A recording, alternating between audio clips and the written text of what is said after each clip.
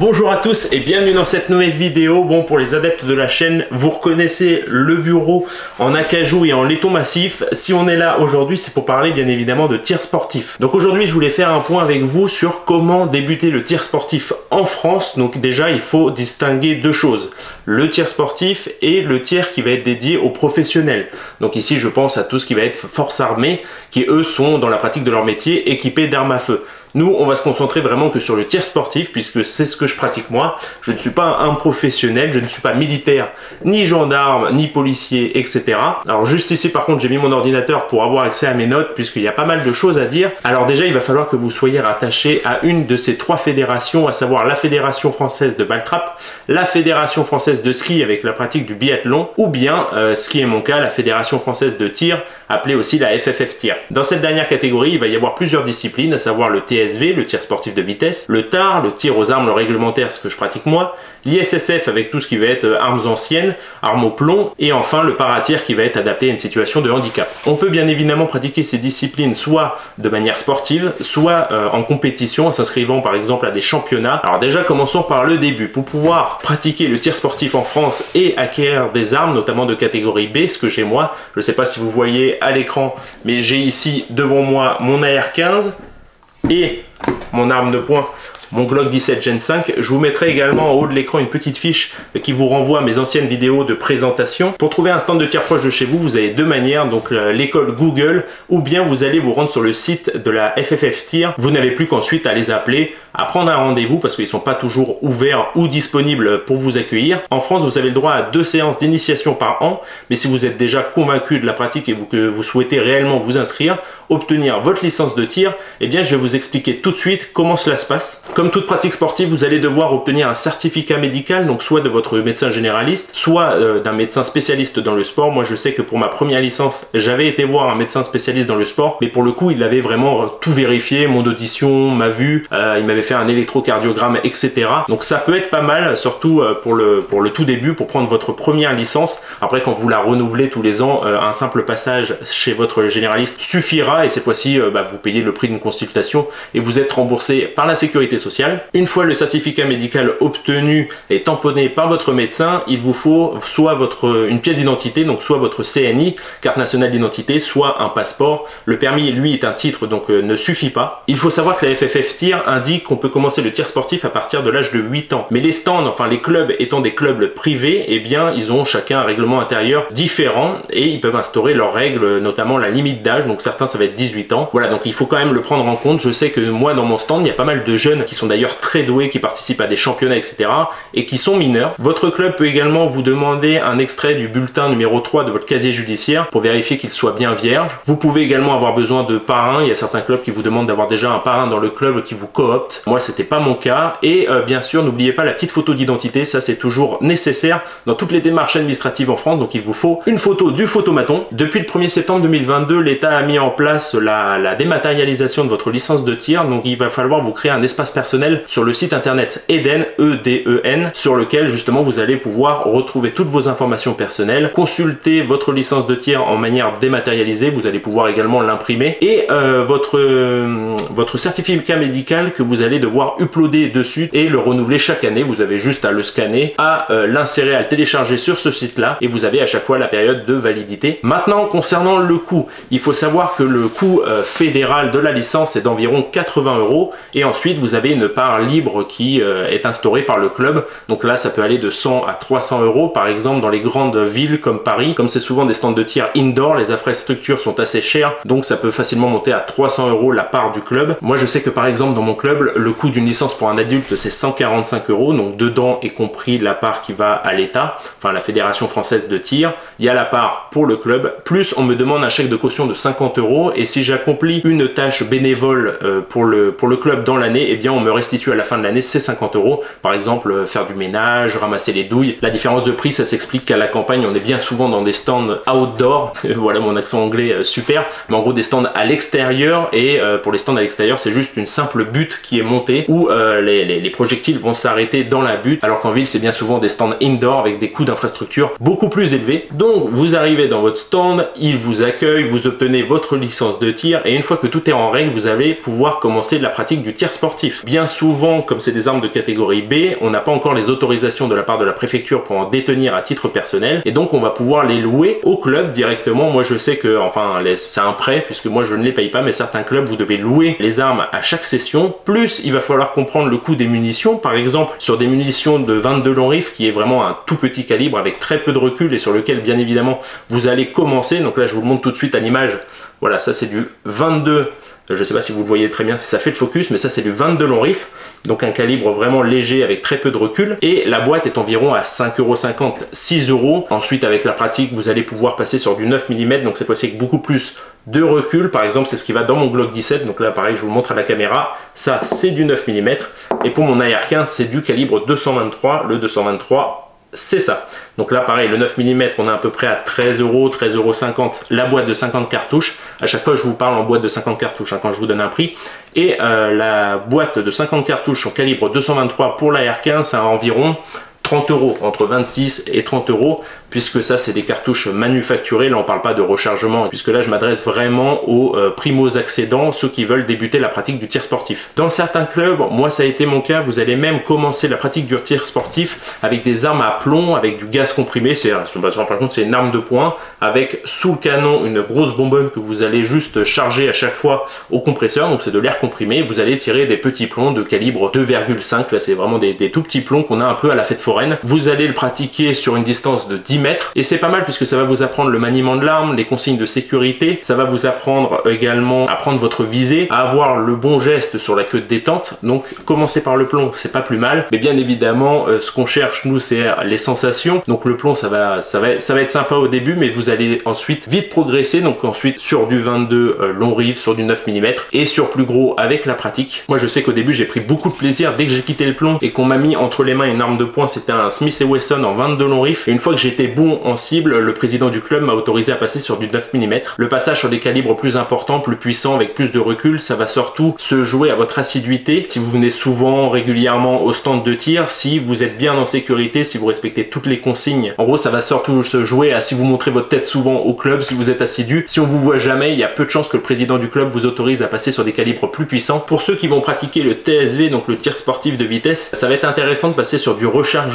puisque vous allez là consommer entre 200 et 300 cartouches par session. Moi je sais qu'il y a un ami qui m'a beaucoup appris sur le tir sportif qui pratique cette discipline, et lui vraiment il bouffe de la cartouche, donc il a tout intérêt à les recharger lui-même. Donc là par contre le coût va être également élevé au départ, puisqu'il y a des investissements à faire, par exemple dans une presse, dans une balance pour compter vos grains, etc. Donc au début il y a pas mal d'investissements, mais sur le long terme, si vous pratiquez beaucoup, c'est toujours moins cher que de l'acheter manufacturé. Il va vous falloir de la poudre, je crois que vous êtes limité à 2 kg de poudre par an. Il va vous falloir les ogives, les amorces, les étuis pour pouvoir composer justement votre cartouche. Moi mon choix il est en manufacture, hein. Moi voilà, quand je vais au stand généralement je bouffe une boîte de 50 cartouches par arme, donc pour mon Glock et pour mon AR-15. Il faut savoir que immédiatement après l'obtention de votre licence de tir, vous allez pouvoir acheter des armes de catégorie C. Donc là-dedans, on va retrouver tout ce qui est carabine à verrou, fusil de chasse, c'est des armes longues qui sont soumises uniquement à déclaration et non à autorisation de détention. Mais encore une fois, moi je vous fais vraiment un point sur les armes de catégorie B. Pour les primo-accédants, il va vous falloir attendre un délai minimum de 6 mois avant que le président du club ne vous délivre le carnet de tir.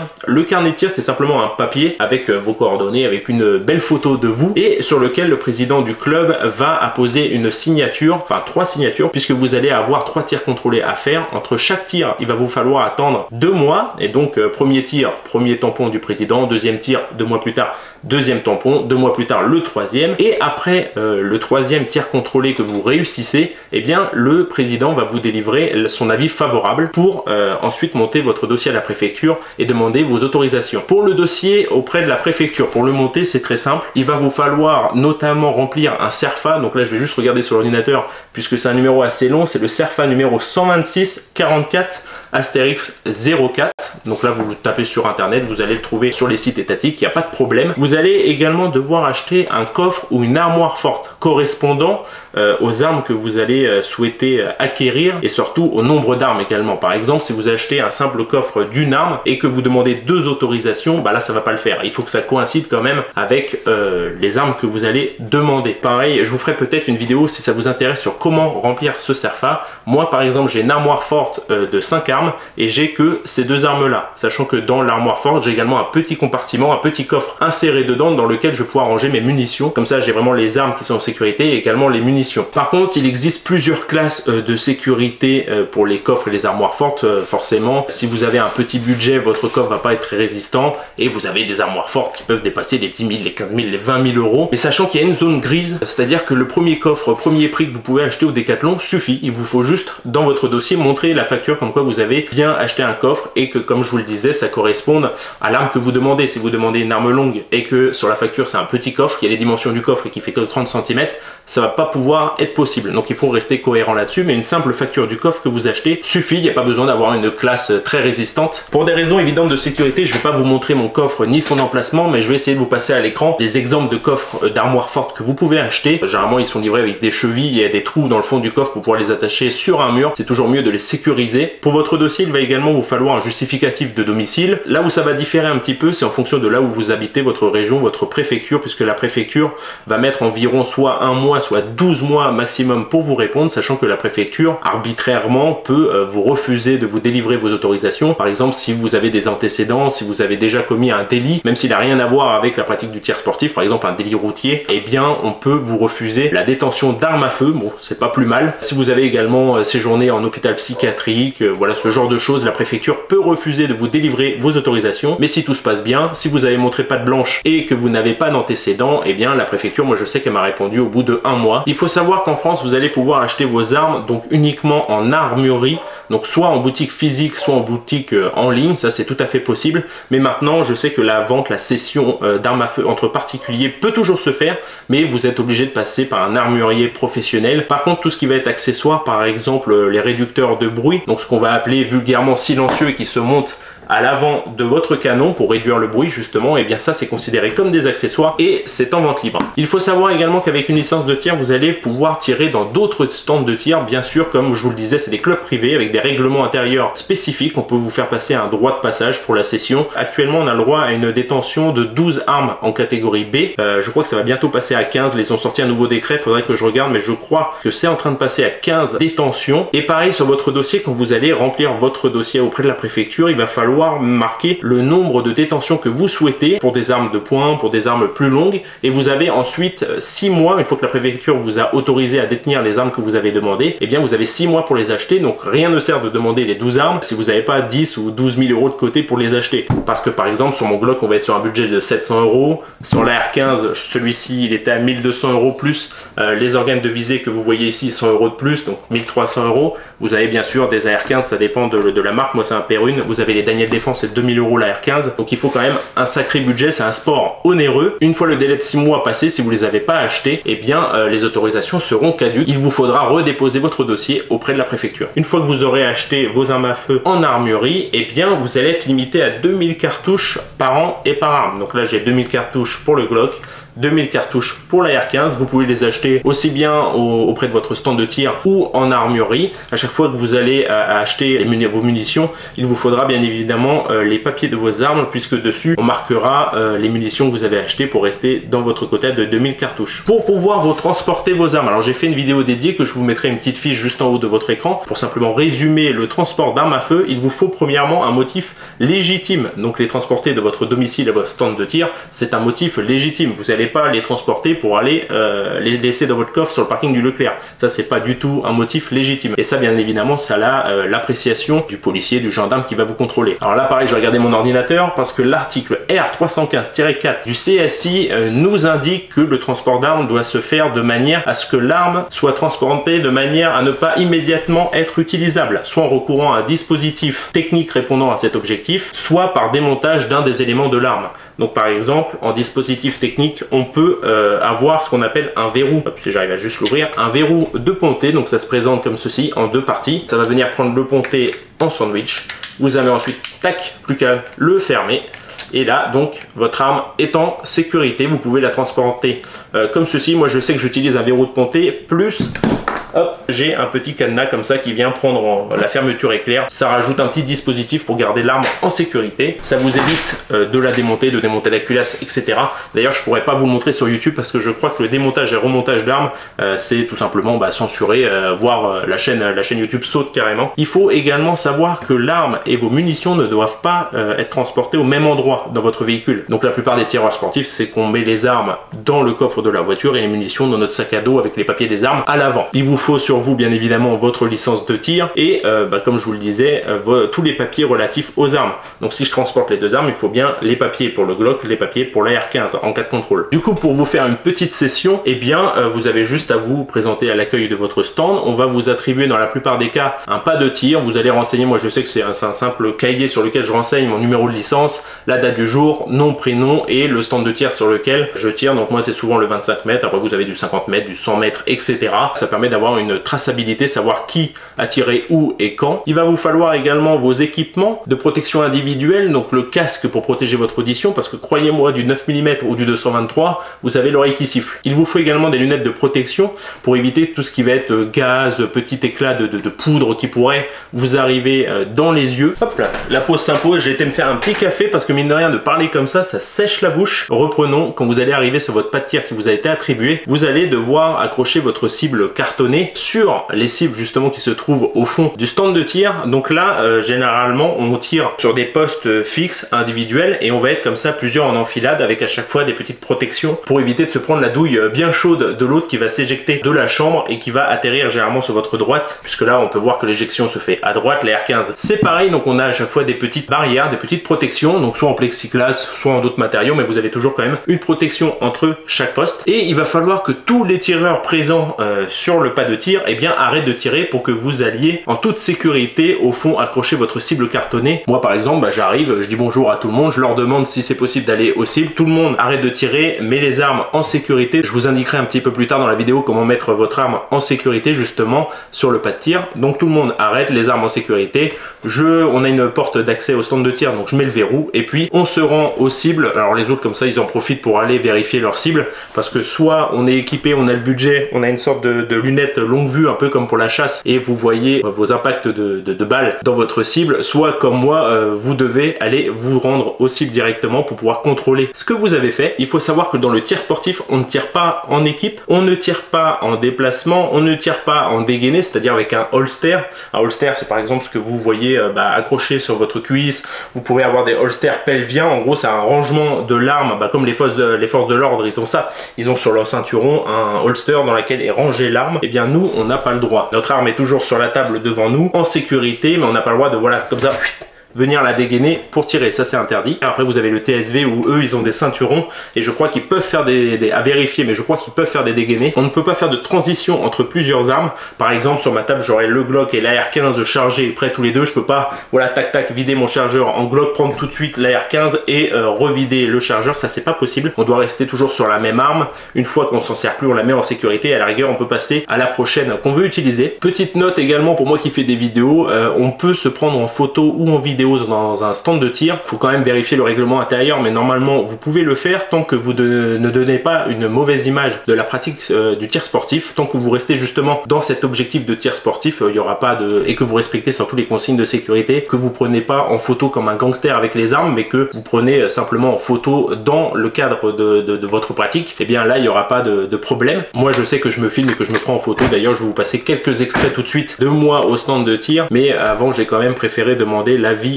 du président de mon stand, au moins je suis tranquille d'esprit. Alors très important, on va vous le rabâcher encore et encore, les consignes de sécurité. Pour les consignes de sécurité, on peut retenir de façon mémotechnique l'acronyme, je sais pas si on dit un acronyme, mais en gros ACDC comme le groupe de rock, là, le groupe de musique. A pour arme, il faut toujours considérer votre arme comme chargée, donc comme dangereuse. C pour canon, ne jamais laisser son canon pointer vers quelque chose que l'on ne souhaite pas détruire. D pour doigt, il faut jamais laisser votre doigt sur la queue de détente que vous n'êtes pas en position de tir. tir, quand vous n'avez pas pris votre visée, pardon, eh bien il faut pas avoir le doigt sur votre queue de détente. Là par exemple, si je souhaite me saisir de mon Glock, eh bien mon doigt, comme vous le voyez, est sur la partie haute, la limite sur la culasse, mais sur la partie haute de mon arme, elle n'est pas sur, bon là il y a un verrou de ponté bien évidemment, mais je ne laisse jamais mon doigt sur la queue de détente, toujours un petit peu plus haut, posé comme ça sur le côté tout simplement de votre arme. C'est pour cible, il faut toujours être conscient de sa cible, de ce qu'il y a derrière, mais également de son environnement. On entend environnement, par exemple, si vous êtes totalement en sécurité, que vous faites les choses bien, mais qu'à côté, bah voilà, il y a peut-être un novice ou quelqu'un qui ne respecte pas les consignes de sécurité, un zouave qui fait n'importe quoi, eh bien c'est dangereux pour vous, donc là, vous n'êtes pas en sécurité. Après, vous pouvez quand même, j'allais dire commettre des erreurs, non, pas commettre des erreurs, mais je veux dire, vous allez avoir des moments d'inattention, surtout au début, parce que tant que vous n'avez pas, voilà, les mécanismes bien dans votre cerveau, quand vous êtes novice, forcément, il va vous arriver d'oublier certaines consignes, voilà, d'être distrait, quelqu'un va vous parler, et c'est très facile, voilà, votre canon doit toujours être en cible, en direction de quelque chose que vous souhaitez détruire, mais voilà, vous souhaitez changer votre chargeur, vous allez légèrement lever votre canon, et bien ça, c'est interdit. Pour changer de chargeur, ou le retirer tout simplement, vous allez pouvoir basculer votre arme, donc là, mon canon reste dans l'axe des cibles, j'appuie avec mon pouce sur le petit bouton dédié pour retirer le chargeur, tout simplement, et mon chargeur vient, ensuite je peux le charger, le remettre dans le puits de chargeur, et hop, tout simplement, mon arme du début à la fin est resté bien le canon en direction des cibles. Là, il n'y a pas de problème, mais c'est vrai qu'au début, vous avez tendance à légèrement le mettre sur le côté, vous allez parler, oh, hop, vous allez regarder ou mettre le canon un petit peu plus haut, et ça, faut absolument éviter, mais après, à force de pratiquer, qu'on vous le rabâche également, parce que les autres sont là aussi pour être en sécurité, donc si vous faites, entre guillemets, une petite bêtise comme ça, eh bien les autres vont tout de suite vous reprendre. D'ailleurs, faut pas avoir peur, c'est bien souvent, c'est bienveillant, c'est puisque on manipule quand même des armes, c'est quand même une pratique qui reste dangereuse, il faut pas que ce soit pour vous ou pour les autres représenter une menace, un danger. Et donc une fois que vous avez fini de tirer, eh bien l'arme, vous allez devoir la redéposer sur la tablette devant vous, le canon toujours en direction des cibles. Pour que l'arme soit en sécurité, je viens retirer mon chargeur. Je vais comme ceci venir basculer ma culasse en arrière, que la chambre soit ouverte. D'ailleurs, je vais pouvoir tout de suite jeter un coup d'œil. La chambre est bien vide. Et dedans, vous allez pouvoir y disposer ce qu'on appelle vulgairement un drapeau, mais c'est un témoin de chambre vide. Donc là, je vais vous en montrer un. Donc après, pareil, quand vous allez être équipé, vous aurez tout le matériel nécessaire. Moi, j'ai toujours un petit chiffon, les outils pour procéder au démontage et au nettoyage de l'arme, la petite fiole d'huile, Armistol, je crois la marque, pour pouvoir justement la nettoyer, la graisser. J'en ai un juste ici, donc un témoin de chambre vide, ça se glisse tout simplement dans la chambre, et là ça signifie que mon arme est réellement en sécurité, que la chambre est vide, il n'y a pas de cartouche dedans, le chargeur est retiré et mis à côté, et normalement quand vous allez aller en cible notamment, eh bien toutes les armes de tous les tireurs qui sont sur les postes à côté de vous devront être dans la même configuration que mon arme actuellement. Je ne sais pas si vous la voyez bien, voilà, hop, à l'écran. Voilà, donc après en vrai au début c'est un petit peu compliqué d'avoir tout ça en tête, mais c'est vraiment pas sorcier, faut pas avoir peur. Vous allez également, quand vous allez avoir vos autorisations de détention, il y a des contrôles qui peuvent se faire inopinément, des gendarmes peuvent débarquer chez vous et vous demander les papiers de vos armes, donc ça c'est tout à fait normal, il y a des contrôles voilà qui se fait comme ça. Vos autorisations, si je dis pas de bêtises, dites-le moi en commentaire si jamais, hein, je peux commettre des gourdes, vous pouvez me corriger en commentaire, mais vos armes vous appartiennent jamais vraiment, puisque la préfecture, pour des motifs légitimes, peuvent vous réquisitionner vos armes, vous retirer vos détentions, sachant que la préfecture vous les rachète pas, hein, il n'y a pas d'indemnisation. Donc en gros, les armes de catégorie B ne vous appartiennent jamais réellement, et vos autorisations sont à renouveler tous les 5 ans. Donc il y a un nouveau dossier à déposer, à demander à la préfecture pour un renouvellement à chaque fois de 5 ans. Sauf si les règles ont changé avec le nouveau décret, mais je ne crois pas, c'est valable 5 ans. Voilà, je pense qu'on a fait pas mal le tour sur les papiers qu'il fallait, sur le dossier à monter à la préfecture, sur le transport de l'arme, sur le coût à peu près d'une licence. Donc comme je vous le disais, moi je paye 145 à l'année, plus du coup le certificat médical, mais si vous le passez chez le généraliste, c'est remboursé par la sécurité sociale. Le coût des munitions, moi je tire une boîte de 50 cartouches, donc pour chaque arme, à chaque session, j'y vais à peu près 2 fois dans le mois. Donc pour rappel, une boîte de 223, c'est à peu près 30 €. Une boîte de 9 mm, ça va être aux alentours de 13 à 14 €, en tout cas en manufacturé. Plus ensuite, l'achat par exemple d'une mallette, d'un cadenas, d'un petit verrou de ponté, des témoins de chambre vide, de l'huile pour graisser, tout ce qui va être les petits les petits pointeaux pour retirer les goupilles et démonter vos armes, les goupillons pour venir nettoyer vos canons. Tout ça, ça a un coût, donc c'est quand même un sport qui est assez onéreux. Donc voilà, on arrive à la fin de cette vidéo. J'espère qu'elle vous aura plu. N'hésitez pas à me laisser un commentaire, à mettre un petit pouce bleu et surtout à vous abonner à la chaîne, ça aide à son développement. Dites-le moi également en commentaire si vous souhaitez d'autres vidéos sur le sujet. J'en ai déjà réalisé quelques-unes, mais ça peut être toujours intéressant d'en reparler. Moi, c'est une pratique que j'aime beaucoup. Je sais qu'en France, les armes, c'est toujours un petit peu un sujet tabou. Mais là, on parle vraiment de tir sportif, on parle de consignes de sécurité,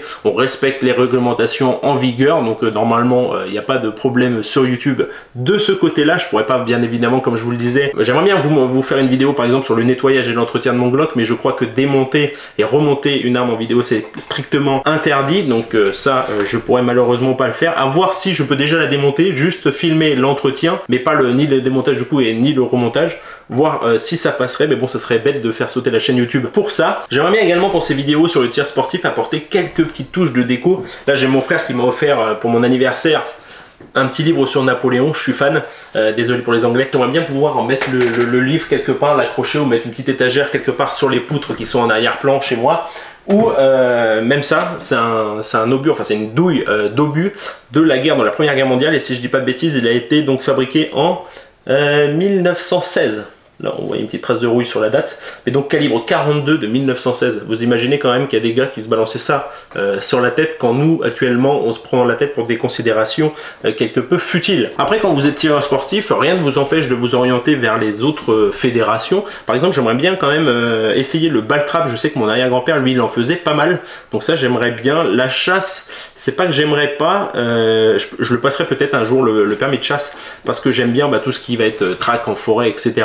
Mais de là à entre guillemets passer à l'acte, tuer un animal, venir le finir entre guillemets pour pas qu'il souffre et pour l'achever, parce que généralement une balle, surtout si vous êtes entre guillemets pas vraiment un expert, ou si votre calibre est un peu plus sous-dimensionné, ou tout simplement que vous le touchez pas dans la bonne partie du corps, et bien ça va pas sécher l'animal tout de suite. Il va falloir aller le servir, je crois qu'on appelle ça, donc avec une dague par exemple, venir enfoncer sous l'aine de l'animal et toucher tout de suite le cœur pour l'achever. Mais je pense quand même que c'est intéressant de savoir comment tuer et préparer un animal pour la consommation de sa viande, tout simplement, un peu comme nos ancêtres, surtout là avec la période un peu difficile qu'on mène. On ne sait jamais, en cas de pépin, il vaut quand même mieux savoir survivre et nourrir sa famille quand on est un bon père de famille, et je pense que c'est essentiel. Après, comme ça, vraiment pour la pratique fun et plaisir, je sais pas si je chasserai. En tout cas, le permis de chasse étant envisagé. J'aimerais également beaucoup vous faire une vidéo, s'il y en a qui regardent cette vidéo